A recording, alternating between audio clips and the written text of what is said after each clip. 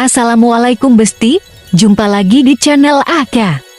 Aa mau ojak kalian nonton vlog singkat tentang pasar ikan asin di pinggir laut Banda Aceh, Gampong Pulat, Kecamatan Lupum, Aceh Besar. Yuk nonton! Tersedia aneka ikan asin, di antaranya yang paling populer adalah gurita asin, talang asin, dan masih banyak ragam lainnya. Posisi pasar ikan asin ini tidak jauh dari kota Banda Aceh. Hanya butuh waktu kurang lebih 50 menit dari arah Banda Aceh menuju Gampong Pulat. Jalan melintasi Calang. Gimana Besti? Apakah kalian tertarik dengan pasar ini?